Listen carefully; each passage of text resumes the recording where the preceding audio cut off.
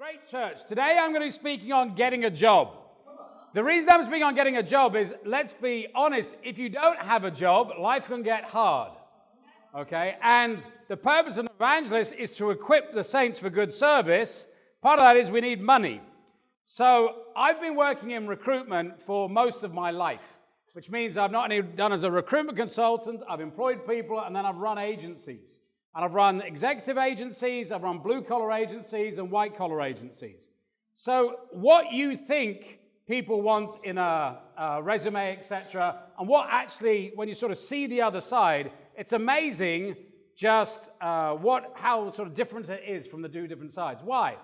Most people that actually train people how to get a job aren't actually in the working world. So if you go to a university, people that are teaching you how to write a resume from a university, they're in a little box, as most people are. So they're telling you to write a resume for how a university wants you to write that resume. So what I'm going to talk about today is not really how to get a job in education or with the government, because they have very specialist ways of recruiting people. But in the real world, things act very, very differently. Why? Well, in recruitment, I would actually put forward 3 candidates for a job, and I would interview them, and I could tell you which one was best for the job. I get to know the company. Which one they offered the job to was very often very different. And in the end, I'd ask them, why did you employ that person? They go, well, he likes the same football team as me. And that is literally why people employ people. Why? Because that person looking at you is going, do I want to work with this person for the next 12 months in the same room? That is what they judge people on, because that's life, right? Even when you go in to choose a household that you live in, yeah, it's got to be a nice house, but if you don't like the people, you don't move in. And that's what education doesn't give you, is like there's a gap between what the books say and then the reality of it. So how to get a job? Well, the first thing is you've got to build a resume. So point 1, building a resume. Proverbs 14:12. There is a way that appears right, but in the end it leads to death. Here people really need a change of mindset. You may think you know what an employer is looking for, but you've never been that employer. Most of us going for jobs have never employed anybody.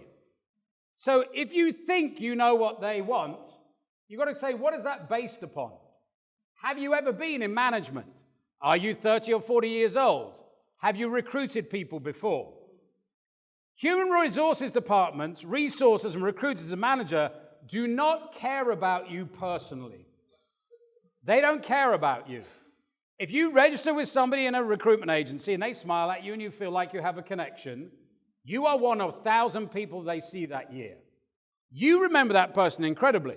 It's like evangelism. You meet that person and you remember that person that said they want to come to church. They don't hardly remember you at all. You know that because you phone them up and they go, who, what, where?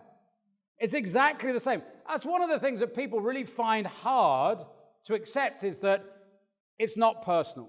When I went back into recruitment, my wife and I went off for a night away and we met these really nice people who were struggling to get a job. And I went back to my recruitment agency and I said to my colleague, hey, can you help these guys, maybe give them a few tips? She goes, why should I do that? I'm not going to earn any money from it. Why would I waste half an hour? You see, I was thinking in a Christian mindset. But we're not dealing with Christians. We're dealing with the world. Okay? So people are paid for a job. If it's a recruiter, they are paid to fill jobs. They're not paid to be your friend. So if they come in and within 5 minutes of an interview, they don't like you, they'll close the interview down and you go, that's a bit rude. No, that's money. That's business. The only thing they really care about is filling that job with someone who can and will do it well and not leave that job. So why do you need to understand that? Because then it will change your mindset. You have to appeal to the person that is doing the recruiting. You have to think like they think. So what is the purpose of the resume? The purpose of a resume is just to get you an interview. That is the only job a resume has. Nothing more, nothing less. If it does not get you an interview, it will not lead to a job.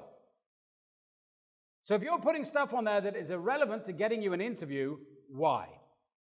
Like it or not, employers will usually make a judgment on your resume within 5 seconds. Okay, so I'll show you how it works. So I was in a recruitment agency. I would come in on a Monday morning. I'd get my coffee. I have done 15 advertisements on Friday night, and I need to go through all of those resumes. So for every one of those 15 jobs, I have 50 resumes, and I have to do that by 9 a.m. You get 2 or 3 seconds. If I don't see what I want, why waste my time going through it? You go, well, it was at the bottom of the resume. I don't care. I'm just trying to fill that job. I don't care about you. I'm just filling that job. So I go click, click, click. And if I see what I want, I'm going to choose that person. You need to understand that because that's how people work in the world. All right? Under this time frame, the most important aspects of your resume will be the titles that you list. In other words, the one standing out in black. Okay? If they don't catch me, I'm not going to read what's underneath. You've got to make sure your resume grabs attention.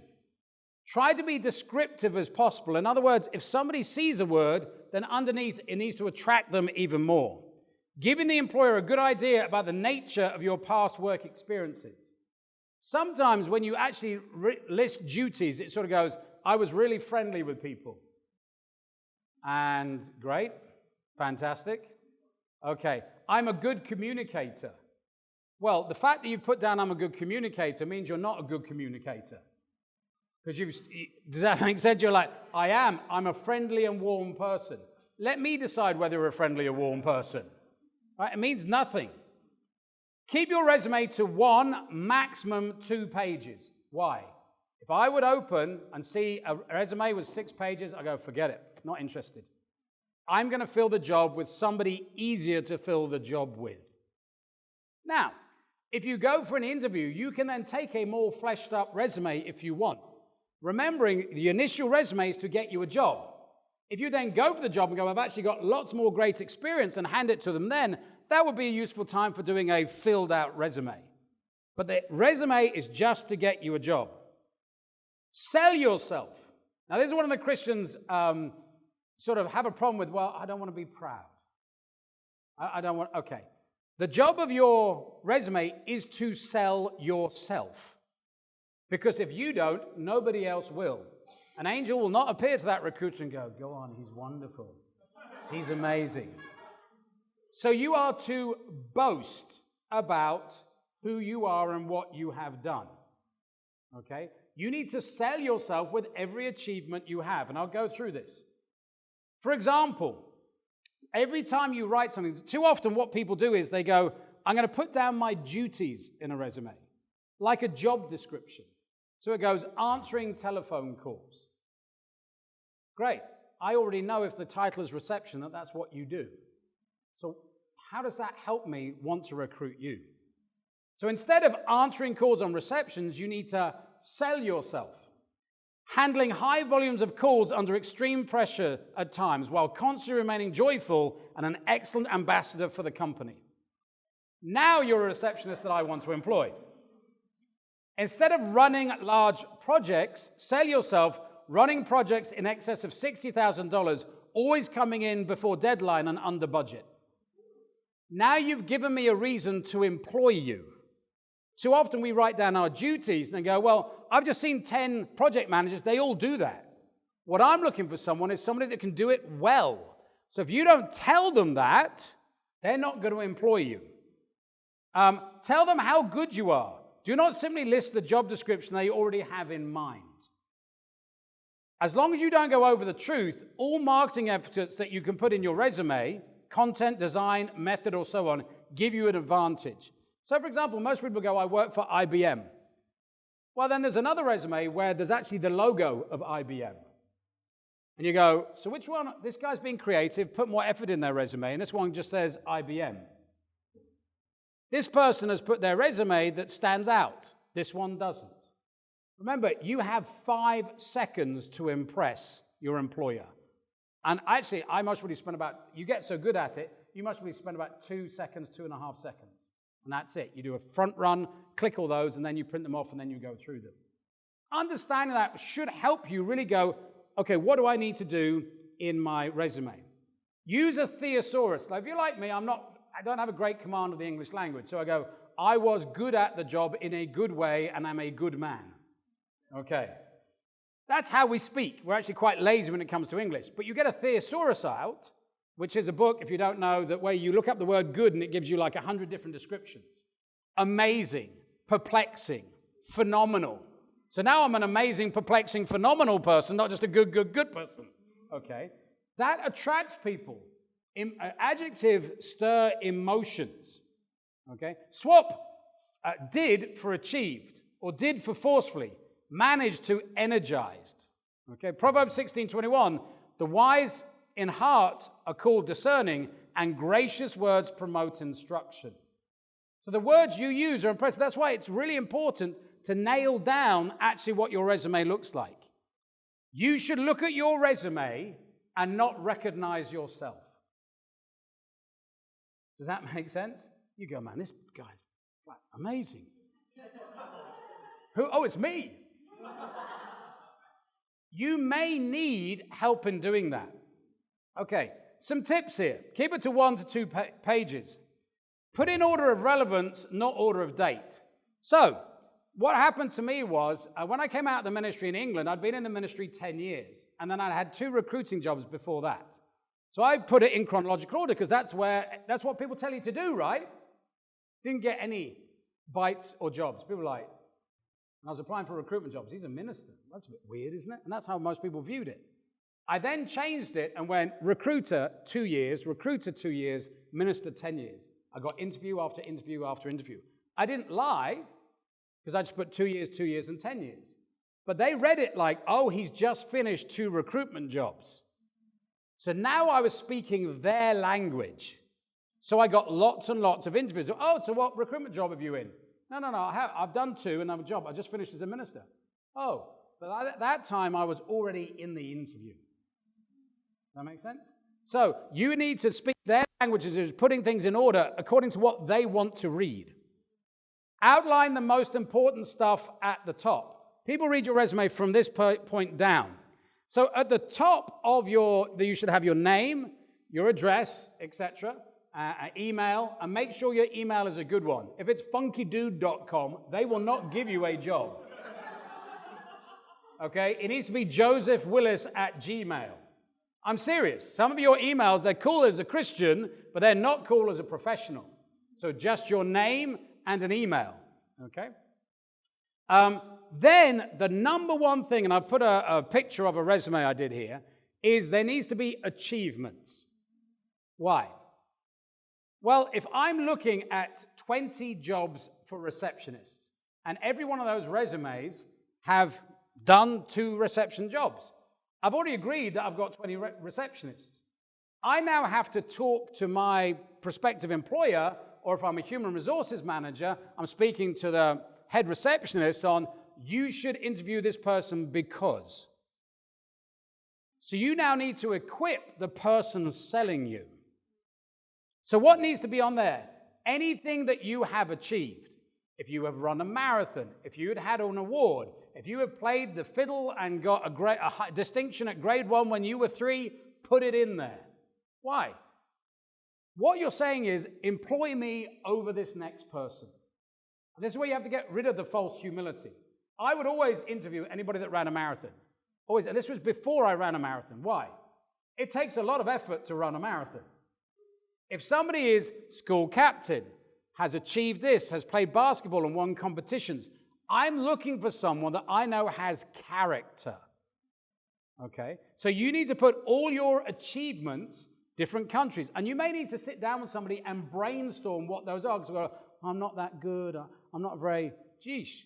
Charlotte learned English, moved over to America, did honors over there, came to Australia, did honors over here. She has moved 3 different countries and been a high-performing student at 3 different universities, China, America, and here. That's not an easy thing.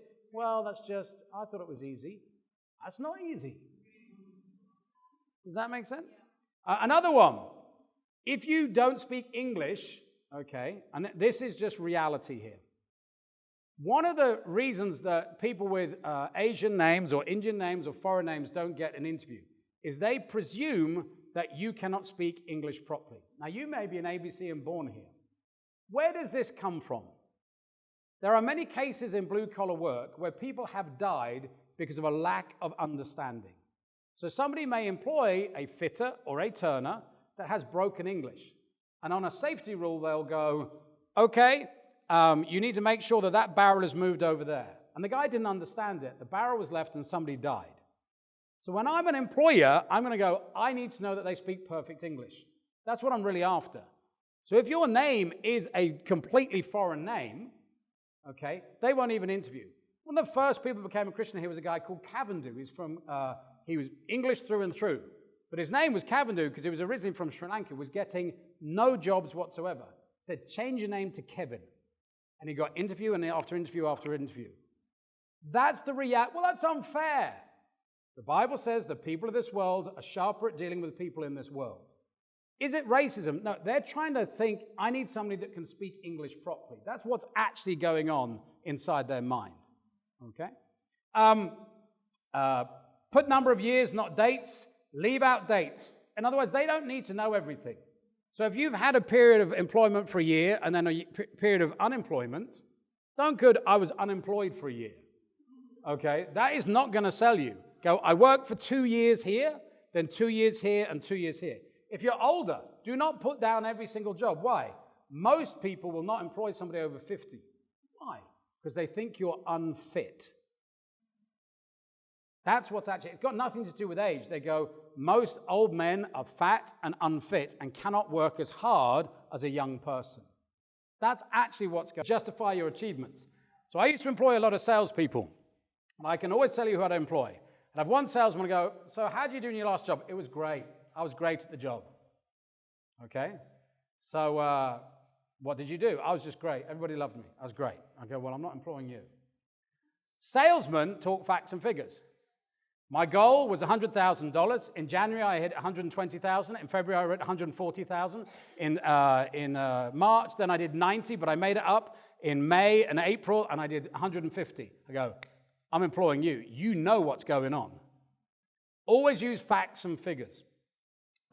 Do not put irrelevant facts in there. I like reading books, does not a relevant fact. Okay, my interest. I don't care about your interest. In actual fact, if you like the Brisbane Broncos and I'm a Cronulla supporter, that may not get you a job. That's serious. That's how strongly some people feel about football. Okay. Writers' people want to read it. So people go, well, it's not the correct English. Nearly everybody doesn't speak correct English. That's just the truth. Now, not if you're applying for an English teaching job, it needs to be perfect English, okay? But that's not where most of us are at. Regurgitate the advert. So again, when I came out of the ministry, I started getting interviews, but it was hard. And then I was sitting at a recruiter's, and I saw this job in an advert in a job magazine. And I read it, and I thought, okay, this is what I'm going to do. I got the advert, and I literally put the advert in my resume. So it said, wants 2 years experience. I went, I have 2 years experience. It goes, needs to have a car. I can drive a car. Has this. I went, and I regurgitated the advert. Now, this advert was 6 months old. They phoned me up and interviewed me on the spot and gave me the job. Why? I spoke their language. So you've got to listen to what people want. Use their logo on your resume. So if you are going to do a cover letter, use their logo. I'm applying for such and such a company. Mention who you work with if it helps to sell you. Okay, so yeah, I worked with an All Black called Colin Barrett, and I go, yeah, who's one of my employees? You employed an All Black? You still know him? Yep. Okay, you got the job. I mean, that sort of stuff helps you. Get a fantastic LinkedIn profile. Even with Facebook, people check out your Facebook. Okay, if there is inappropriate things on your Facebook, they will not hire you. That's one of the first things people do. Your Facebook is your advertisement to you. If you got some silly photo going, I'll go, that is not who I'm going to, but it's my personal page. As soon as you make it public, it is not your personal page. As the Bible says, whatever is whispered in secret will be shouted from the rooftops. People are even fired today and go to court over being fired over things they have done on Facebook. Okay, so you need to watch that. There's an example here of a resume, just in brief, but it showed you about putting the achievements at the top. Okay, getting an interview. Well, first of all, if you haven't got a job, you have to make a job of getting a job. Okay? 2 Thessalonians 3:10 says, "For even while we were with you, we gave you this rule. The one who is unwilling to work shall not eat." So if you are unemployed, you look for a job for 40 hours a week, 9 a.m. to 5 p.m. every single day. You do not use the ministry as an excuse not to get a job. Well, bro, I've got to study at 10. Well, I've got to study at 2. If I wanted to employ you, I would. You're not in the ministry, you're unemployed. Okay, so we just hired Aaron, because I was like, I don't want him to get a job. He's been hired before, but I want him to get, he's done some great things. I went, no, okay, we got some extra money from Bass. Thank you, Amos, and everybody for helping with that. Let's hire the guy. Why? Because I want him to study the Bible with people. I want you to get a job. Okay, so that is your job, to get a job. Apply for every job you can. Let's deal with the insecurities here. If you see a great job you want, apply for it. Do not let your insecurities of why you will not get it stop you from applying for a job. So the job says 5 years experience. You go, well, I've only got 4. Apply for the job. They're writing their wish list. It is amazing to me when companies would give me an advert for, I want you to fill this job, and then who we filled it with. It was nothing like the job description at all. Let them decide whether they don't want you instead of you deciding they don't want you. Give yourself the opportunity. Apply for at least 30 jobs online every single day. At least. And as for cover letters, do away with them. Don't spend your time on them.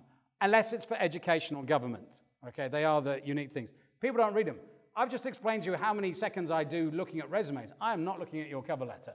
Believe me. Understand how online recruitment works and apply for as many jobs as possible. So how does the system out there work? Well, this is it. I put an advert up on Seek and it cost me $150. Okay? I get 50 people apply for that job. I'm not going to look at all 50. In actual fact, you can leave up that advert on Seek for a month and then they take it down. So what happens is I quickly choose which 3 I want. All right? And most adverts go up on Friday night. So your best time to really look for a job is Friday night after Bible talk. Okay? And then I go through it and I choose these 3 resumes. Every other resume, including those, I move into my database. Why? I've paid $150 for all of those resumes. They are now my intellectual property. The next job I get, my boss goes, have you checked your database before we spend $150 and put it up on Seek? No, I haven't. So I then do a word search, okay? Receptionist. So every single person that has applied for every single job ever in the history of my recruitment company, I can now access. So if you have applied for a managing director's job and you are simply a receptionist, and they go, well, that was a bit silly, your resume has gone into the database. They don't know or remember that you applied for a managing director's job. The issue is you have to get your resume on as many websites as possible. That's how it works. You go, well, there aren't 30 jobs that I'm specific for. Doesn't matter. Go and apply for the managing director's jobs. It is purely a numbers game. It is not personal. Okay? So you can apply for 30 jobs for the rest of your life. The other thing is you might want to do is really do a word search on your actual resume. Okay, so if there's anything in there that you can put in there, like Queenslander. Well, some people prefer hiring Queenslanders or not. Okay, put anything in there, basketballs. People sort of just go, well, you know what? It's a receptionist for a company that makes basketballs. Okay, so I'll put reception and basketball in, and that's how I'll word search it. So you have to go through your resume and try and put any extra words in it as possible. Use as many ways of getting a job as possible. Send your resume out to as many friends as possible. Relatives, university job boards. Use Facebook to post your resume. When was the last time you just put your resume on Facebook? Oh. When did you ask? How many friends do you have? Anybody know anybody that can help me look? Well, all my friends are in America. Well, they have friends in Australia.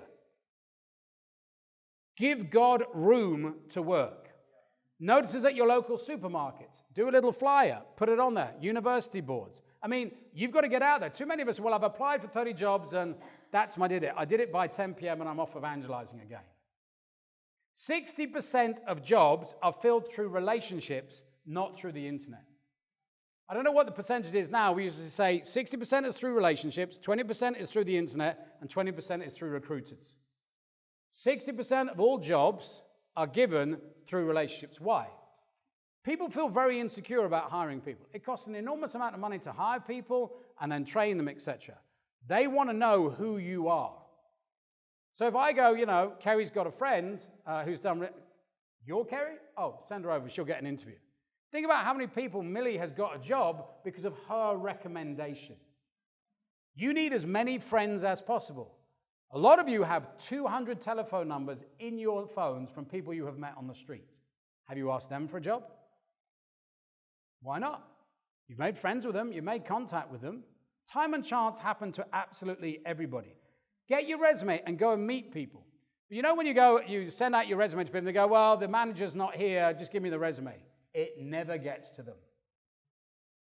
Or if it rarely does. You go, when is he back? So I remember when I was door knocking with Dario, I go, where's the head chef? Oh, head chef's off. When's he back? Oh, okay, I'll come back tomorrow.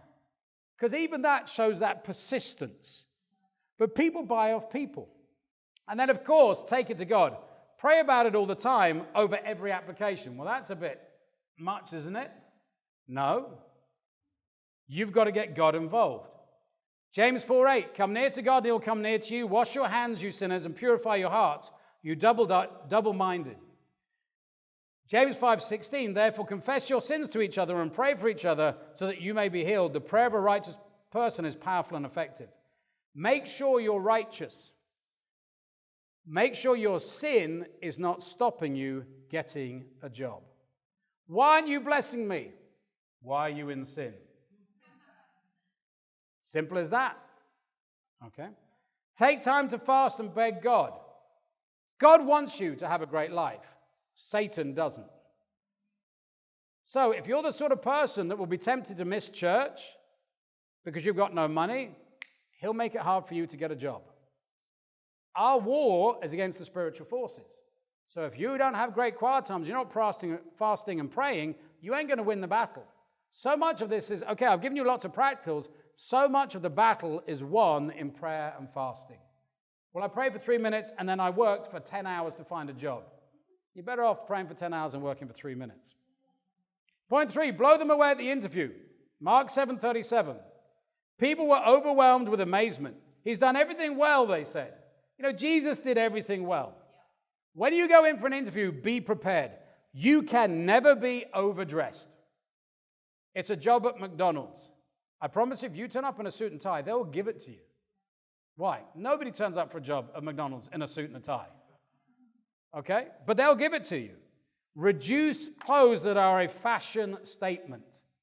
Got a nose ring? Take it out. Well, I don't want to. It's my character status. You're just giving them an opportunity to go, no. Okay? Look professional, but look bland. That's what politicians do. Why? Because it works. Because it works. Know the history of a company you are going to. Research them on their website. Quote this information to your interview. They normally sit and say, hey, how are you today? I'm great. I'm really excited working for your company. I see that in the stock market, you've had 20% growth over the last year. Your general manager has been with you for 3 years, which shows security. I'm really excited about this company. You have just been hired. Be half an hour early to every interview. Why? You will hear things.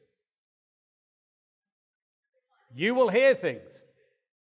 You will notice things. I used to sell for a job, so I'd get to appointments half an hour early. You'd have people coming in and out, coming and out, coming and out. I'd pick up so many information before I went in, and I'd overhear, and maybe I'd overhear that the guy liked the Swans football team, and I'd go, oh, you're a Swan supporter. Totally disarm them. We're talking about the Swans. All of a sudden, oh, why are you here? Oh, yeah, you're selling me something. Yeah, he's already made a decision. I'm a good guy. He already wants to buy off me.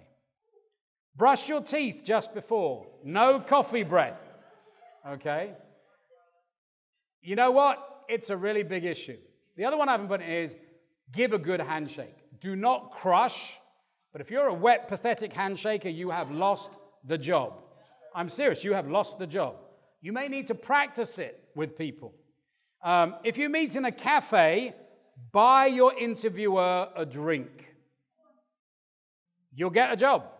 Go, I know you've just had a coffee. Would you like another one? I'd love to buy you a coffee. You're hired. Make 2 extra copies of your resume and hand them one straight away. Okay, great. Here's my resume again, and here's mine. Even if they've got it, they go, you've come prepared. Use a filter in your interview and take notes. There is nothing more discerning to an interviewer when you take notes on him. So he goes, and then you go, can you tell me about the company? Great. Okay, great, okay. They're like, what's going on? It disarms, but it also impresses. Have set answers for your questions. So, this is something I get asked about a lot. So if you haven't got OneNote, I'm telling you, there's so much great information on this, okay? I've now put under follow-up studies, okay, job hunting. So this will be on here, but it also has other lessons, because I used to do career workshops on how to address for interviews, what questions to ask, etc. So it's all down here now, so I'm getting this recorded so I don't have to do it again and again. But you need to go in with set answers, because if they go, how did you perform in your last job? And you're like, no, you've lost the job. But if you go in, I did this, I did this, I did this, my manager said this, my manager said this, my manager said this. You've got the job. Prepare, have it written down. Not only that, have questions you want to ask them.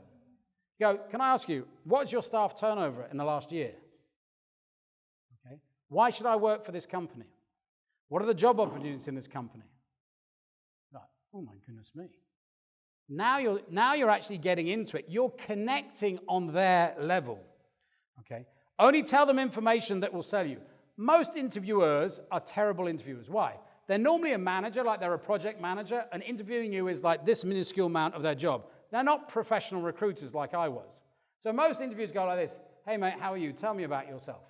And you go, well, you know what? I've got lovely hair and blue eyes, and I'm wearing my nice shoes today. Literally, some people go to that. All right? And they talk about their weekend, and the guy's just totally disinterested. So you have to educate them. So I go, what would you like to know about me? Take control of the interview, but only tell them relevant facts, okay? If you're married, tell them you're married. That is an impressive thing today, which is really, really sad, okay? Tell them about education. Tell them, but you've got to go in that interview knowing what you want to tell that person, okay? Learn from every interview you fail. Call them up and go, can you please give me feedback? You may even get the job. Why? Most jobs are offered, and if you're a good candidate, you're going for 10 interviews, and 10 people want to hire you, and you only take 1. So the fact that they've already offered somebody doesn't mean you haven't got the job. You call back and go, it's already been offered. Call back 2 days later. Did he accept? Why? People do not want to go through the whole process of interviewing people again. It's just taking them 2 days out of their normal job to do it. And you're the guy that calls back. Another thing to learn about agencies is this. If you go and register for a job in an agency, and right now some of you might like some of the student work, working for the packaging companies over Christmas, like TNT. How do you get a job there? Well, first of all, you phone up TNT and you go, which agency do you use? Okay, that's how you find. Then you go to that agency. If you call them up, they won't give you the time of day. Why? They have a process. Their process is you apply online. Okay? So you apply online, and then you go and see them if you want a job. And you sit there until you get an interview. So if you know the job you want, like TNT, it's 4 till 8 in the morning, it's very good money, you go there and go, well, I'm just waiting because I know some people that you are interviewing today won't turn up, and I want to take their job slot. Then say you get into their system. This is how an agency works. I place 30 people working in TNT. It is 6 o'clock in the morning, and TNT phone me up and go, 3 people haven't turned up. I'm filling that job with the first people that I can get my hands on. I don't care about them. I just need 3 bodies in that job. If you are registered with an agency, okay, you need to phone them at 1 minute past 6 every single day. Can I come in? Can I come in? Can I come in? Before mobile phones and everything, we used to have sit-ins. Okay, so literally 6 people would come and sit in my agency, and whoever just didn't show up for a job, you're now going there. We used to call them sit-ins, but now we don't do it anymore because we've got mobile phones. If you're not, you go, well, I feel like I'm bugging them. Absolutely, you're bugging them. That's what you do. They don't care about you personally. It's all money and business. They don't care. You tick somebody off, believe me, you are money to them. Okay, if you tick them off, but you turn up to the job next day and make them money, they will forgive the fact that you tick them off. It's business. It's all about money. So, in essence, getting a job, you've got to really work on your resume. It takes a lot of work, but once you do it, it is worth it. All right. I think about getting an interview. You've got to make sure that you apply yourself all the time until you get it. I like Michael Williamson's quote, which is, don't, what is it? It's, don't go until you're tired, go until the job is done. And then blow them away at the interview. You better be the best person that they've ever seen. And if you go for interviews and you're sitting in the interview room and you're not, then make friends with a guy that is and go, how'd you look so sharp? How'd you do? How'd you do? Even get their telephone number, and if they're the guy that gets the interview, phone them up and go, why did you get it above me? It's a learning process. So it's not just about getting the job this time. It's about learning how to get a job for the rest of your life. Okay? Because we want to build people's lives. Okay? It's not just all evangelism so that we can be happy, we can give contribution, we can help the poor, and then we can have great jobs for the rest of our life. Amen.